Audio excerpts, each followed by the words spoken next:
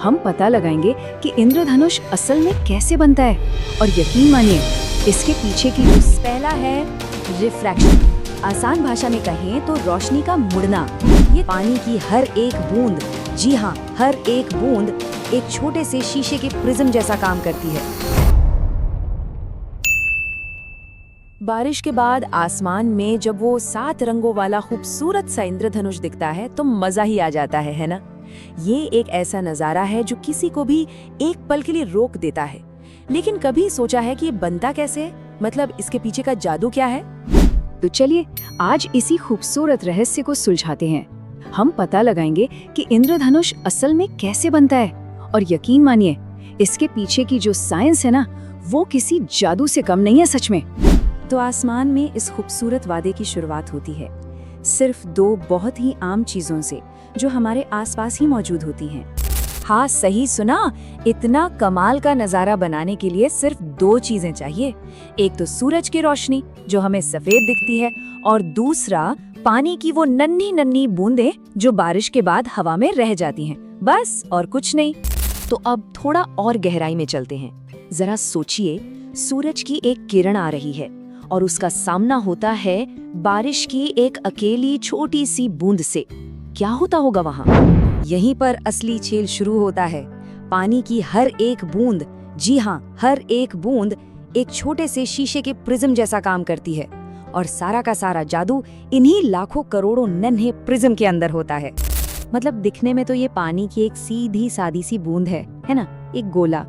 लेकिन जैसे ही सूरज की रोशनी इसे टकराती है, ये एक प्रिज्म बन जाती है, एक ऐसी चीज जो रोशनी को मोड़कर उसके असली छुपे हुए रंगों में तोड़ देती है। ठीक है, तो अब बूंद के अंदर चलते हैं और देखते हैं कि वो 2 कौन सी साइंटिफिक प्रोसेस हैं जो ये पूरा कमाल करती हैं। पहला है रिफ्रैक्शन। आसान भाषा में कहें तो रोशनी का मुड़ना।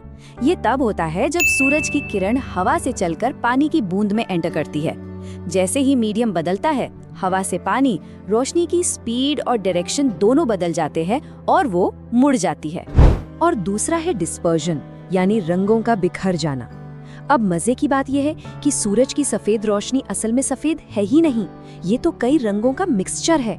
तो जब रिफ्रैक्शन की वजह से रोशनी मुड़ती है तो ये सारे रंग भी थोड़े थोड़े अलग एंगल पर मुड़ते हैं और बस अलग हो जाते हैं। यही हमें वो सारे खूबसूरत रंग दिखने लगते हैं।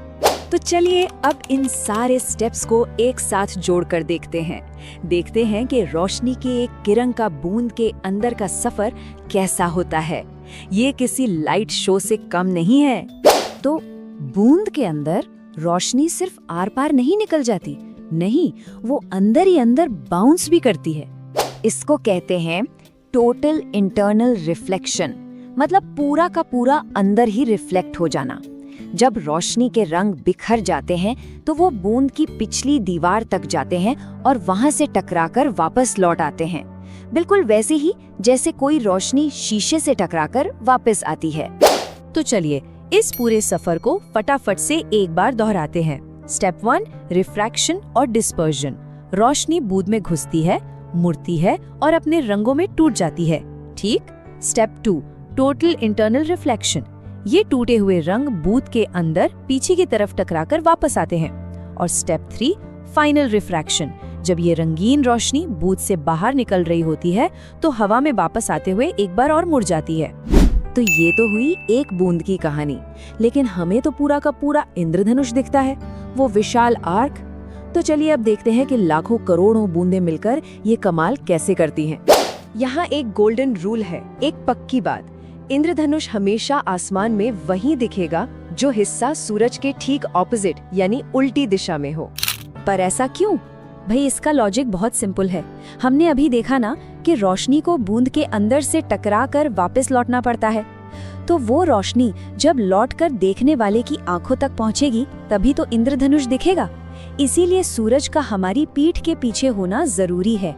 तो ये सब हमें सोचने पर मजबूर करता है ना, कि अगर बारिश की एक नन्ही सी बूंद एक प्रिज्म का काम कर सकती है तो हमारे चारों तरफ, हमारी नजरों के ठीक सामने कुदरत के और न जाने कितने ऐसे ही खूबसूरत रहस्य छिपे होंगे जो बस हमारे उन्हें देखने का इंतजार कर रहे हैं।